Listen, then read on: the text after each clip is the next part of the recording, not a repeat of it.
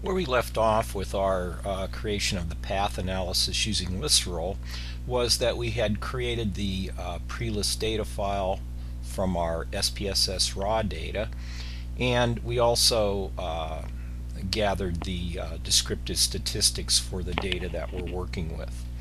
To create the path diagram, we have to create a new path file.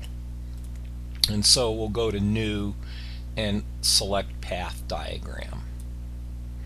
And then Lisrel will ask us to name it.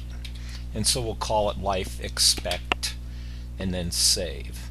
And by the way, it's always a good idea to try to keep your file name short when using Lisrel. So the next thing we need to do is to set up the path analysis. And so we go to Setup, Title and Comments, and we can call this Life Expectancy. And then we go Next. Now we don't have to put anything into the group names box because we aren't doing an analysis that's comparing any sort of groups. And then we go Next. Now the important thing about this process is that we're going to select the variables based on the DSF file that we created. And the one thing I want to do is delete the constant, and I do that because it doesn't provide us any information. And so I'm going to go Add and Read, and then I'm going to go Browse. Now this file was created when we created the pre-list data file, and we produced the output that gave us the descriptive statistics for our data. So we can click on that and select it. That file name should be in this area, and then go Open. And then we can go to OK, and you'll see that these data variables are imported back into our program to use. And then we can go Next, and you'll see we have options for our summary statistics. We can get the correlations or some of these other things, and if we pick correlations, that's fine, or if we leave it at covariances, that's fine. And then we go OK. Now we're set up to do our analysis. And if you remember, when we created our path analysis, we have several dependent variables. The main dependent variable is life expectancy, so we're going to put an X there because it's a Y variable, and I'll move that into the drawing area. We also know that death rate is like a dependent variable because it's dependent on region according to our analysis, and so I'll move that over. And doctors is a dependent variable. Now, if these things have an X, they're blue.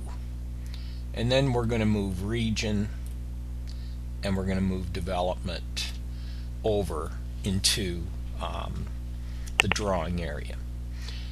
Now we can create our paths.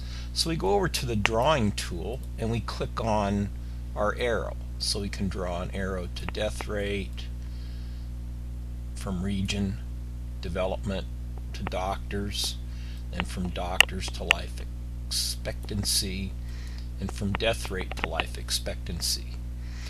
Now if I try to by accident click in the middle here, it's going to give me this message. Well, I can just click OK. So if I want to move any of the variables, I got to go back over here and select this box, and then I can kind of manipulate and move the paths. I can even delete a path, but then if I want to create it again, I've got to go back here. But if I want to try to move this, you see I'll get this little error message, so I got to go back over here, click that, and then I can move my variables around. And then we also have another path from death rate to doctors. And we also had what's called a covariance or a error, a covariance error term, or path I should say, and that's here. And see, I got it in the middle there, I got it off, so I just go okay. And I can straighten this out if I want to, but I don't have to. The analysis will do that for me. So this is how I go to create my path analysis. This is how I draw it. Now the next step is going to be the analysis, and I'm going to go to setup, and I'm going to build the simplest syntax. So we can either draw our path, or we can also use some simple programming language to represent what that path analysis looks like. And so I just wanted to show you that because it's not that difficult to do, and what it does is we can actually, if we don't want to draw the path, we can tell the Lisrel program to get the file that we need to use.